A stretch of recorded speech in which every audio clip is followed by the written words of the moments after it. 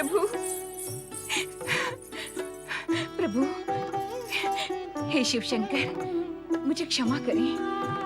मैंने आपकी कृपा पर अविश्वास किया, किंतु आपने अपने भक्तों का विचार कर उन पर अपनी कृपा प्रकट की। मेरे सपनों के मानव राजकुमार को नागलोक भेज दिया। आप धन्य हैं प्रभु, धन्य हैं आप, धन्य हैं प्रभु।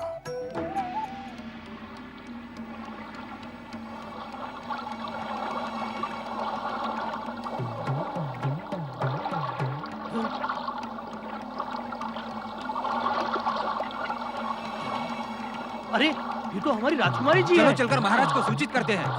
चलो उठाइए इसे। हाँ, चलो भाई उठाओ, उठाओ। धीरे। संभाल के उठाओ भाई। हाँ, वहाँ से। आहिस्ता। यहाँ पर, यहाँ ये।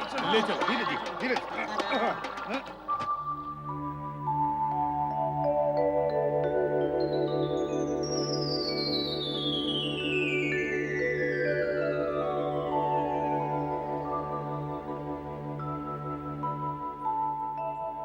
मैं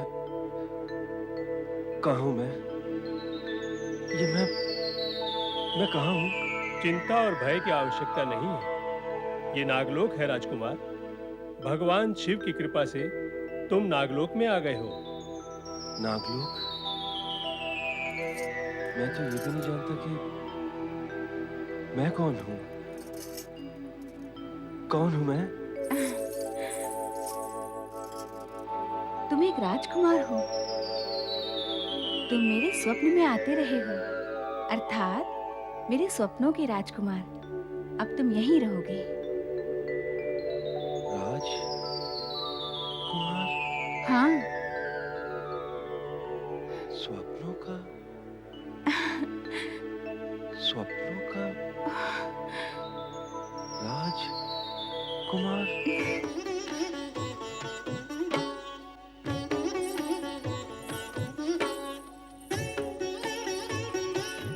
सुनो महारानी, भले ही भगवान शिव ने स्वयं ही इसे हमारी पुत्री के लिए नागलोक भेज दिया है, किंतु नागलोक की परंपरा के अनुसार हम इन दोनों का विवाह नहीं कर सकते।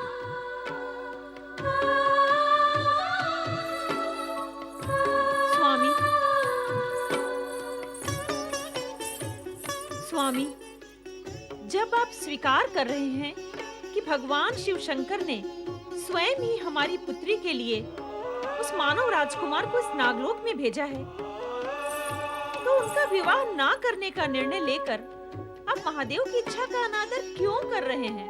भगवान सदाशिव की इच्छा का अनादर तो हम स्वप्न में भी नहीं कर सकते महारानी, परंतु हम अपने राज्य इस नागलोक की परंपरा और मर्यादा के समक्ष विवश हैं। आप यूं ही विवश होने का भ्रम मन में पाल रहे हैं। आप इस राज्य के महाराजा हैं।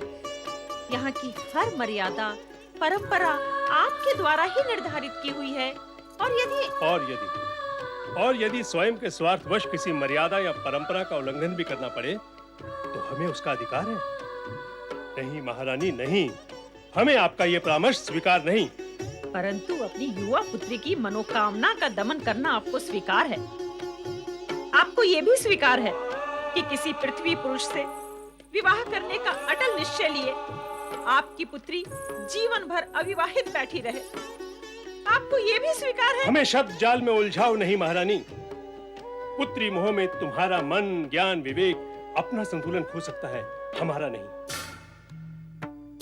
तुम भूल गई वो दिन जब हम दोनों मणिभद्रा के साथ शिव आराधना पूरी कर चुके थे? तब तुम्हारी इसी पुत्री ने तुम्हारे बार बार पूछने पर तुमसे सकुचाते हुए कहा था, माता, मैंने पिछली रात पृथ्वीलोक के जिस पुरुष को स्वप्न में देखा है, मैं उससे विवाह करना चाहती हूँ। तब तुमने ही उसे सत्य समझाते हुए कहा था, स्वप्न की बात भूल जाओ पुत्री। एक नाग कन्या का पति नाग राजकुमार ही हो सकता है, कोई मानव नहीं। और आज तुम स्वयं ही इसके विपरीत। हाँ, आज मैं स्वयं ही आपको विपरीत विचारों की दिशा में ले जा रही हूँ, क्योंकि मैं जानती हूँ कि हमारी पुत्री मणिभद्रा ने अपनी कामना पूर्ति के लिए पूरे मनोयोग से भोलेनाथ की कठिन आराधना साधना की है। और ये उसी का ही परिणाम है कि भगवान शिव शंकर ने स्वयं ही पृथ्वी के एक राजकुमार को हमारी पुत्री के लिए इस नागलोक में भेज दिया है। और इस सत्य को आप स्वयं मान भी चुके हैं। हाँ, हम ये मान चुके हैं कि हमारे आराध्य देव भोलेनाथ ने इस मानव राजकुमार को हमारी पुत्री के लिए ही यहाँ भेजा है। परंतु क्या?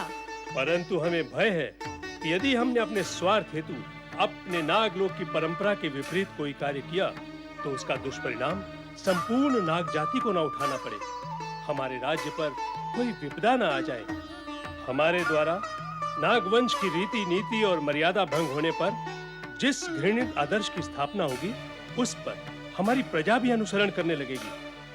नहीं महारानी, नहीं, हम ऐसा अनर्थ नहीं होने देंगे। हम अपनी नाग कन्या का विवाह उस मानव राजकुमार से कदापि नहीं करेंगे। हे सर्वशक्तिमान, कृपा निधान, हे भोलेनाथ, आपकी माया ने जिस मानव राजकुमार के दर्शन मुझे स्वप्न में कराए थे और जिसे मैंने मन और वचन से अपना पति मान लिया था,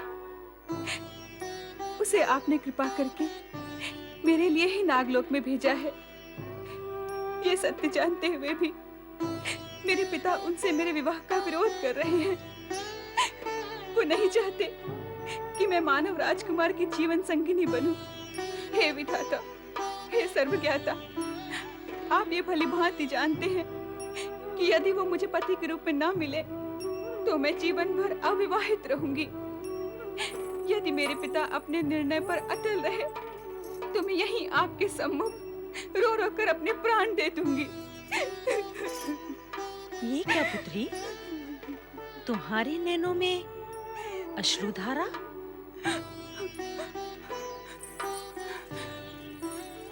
हाँ माता, जब तप का इच्छित फल सामने हो और प्राणी उसे पा न सके तो मन तो व्यथित होगा ही,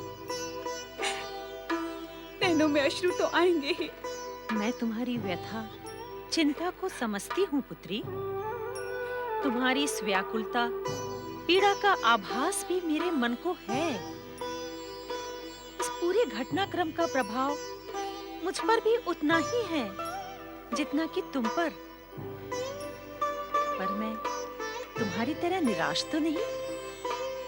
तुम्हारे पिता इस समय राज्य में अपने ही द्वारा निर्धारित नीतियों, रीतियों और परंपराओं के वश में आकर स्वयं को अति विवश पा रहे हैं। वो तुम्हारा विवाह उस मानव राजकुमार के साथ करना तो चाहते हैं, किंतु अपने ही बनाए विधि विधान उन्हें इस बात की आज्ञा नहीं दे रहे।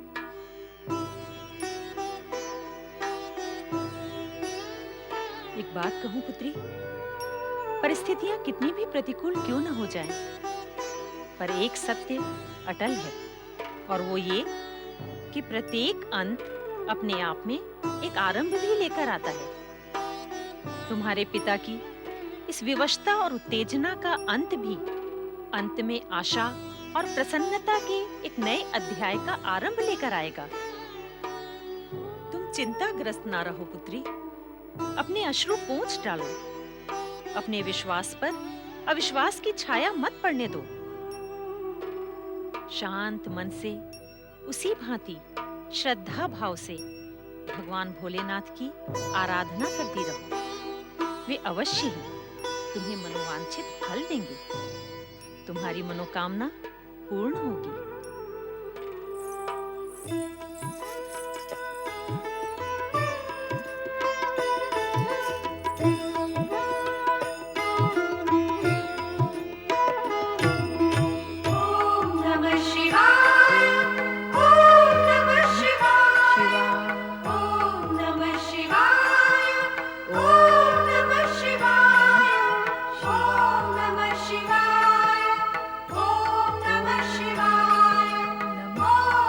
Shiva.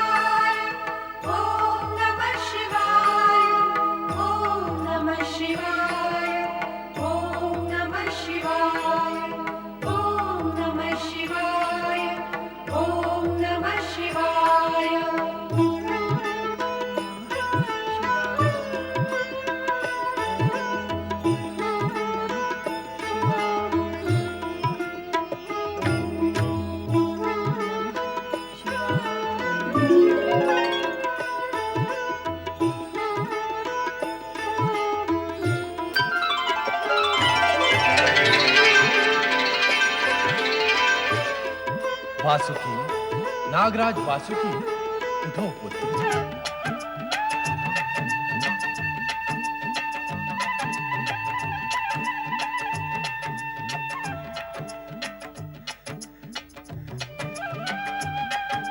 प्रभु, प्रभु, भगवान भोलेनाथ, आपने बड़ी कृपा की भोलेनाथ। हे नागवंशियों के स्वामी, आपके दर्शन पाकर मैं वासुकी धन्य हुआ प्रभु। पुत्र वासुकी, हम तुमसे अति प्रसन्न हैं और हमारी प्रसन्नता का कारण यह है कि तुमने अपने राज्य में स्वयं द्वारा निर्धारित रीतियों और नीतियों का मन प्राण से सम्मान किया और बड़ी दृढ़ता से उनका पालन कर रहे हैं। यदि तुम चाहते तो अपने राजबल का प्रयोग करके अपनी पुत्री मणिभद्रा का विवाह उसकी इच्छा अनुसार उस मानव राजकुमार चित्रांगद से कर सकते थे, परंतु मैंने ऐसा नहीं किया प्रभु, क्योंकि मुझे भय था कि मेरे इस कार्य से समस्त नाग जाति पर दुष्प्रभाव पड़ेगा और एक नई अनुचित परंपरा का सूत्रपात हो जाएगा। इसलिए हम आज एक नए सत्य का तुमसे परिचय कराने आए और वो सत्य ये है कि तुम्हें अपनी पुत्री मणिभद्रा का विवाह उसी मानव राजकुमार चित्रांगद से ही करना होगा। ये आप क्या कह रहे हैं प्रभु? हाँ नागराज, चित्रांगद की पत्नी बनना तुम्हारी पुत्री के भाग्य में लिखा है और विधाता का ये लेख तुम तो क्या स्वयं मैं भी नहीं मिटा सकता। वासुकी, तीनों लोकों में घटित होने वाली प्रत्येक घटना का आधार पहले से ही निश्चित होता है और उसके घटने का कोई ना कोई माध्यम भी बनता है। अब भाग्य अनुसार नाग मानव में संबंध स्थापित करने वाली इस विचित्र घटना के घटने का माध्यम तुम्हें बनना। अतः अपने राज्य के रीतियों, नीतियों और परंपराओं के टूटने का भय अपने मन से हटा दो। हम तुम्हें आश्वस्त करते हैं कि इससे तुम्हारी नाग जाति पर कोई दुष्प्रभाव नहीं पड़ेगा। अब तुम निर्भय और निसंकोच होकर अपनी पुत्री मणिभद्रा का विवाह मानव राजकुमार चित्रांगद से करने की तैयारी आरंभ करो। सब मंगल होगा। जैसी आज्ञा प्रभु।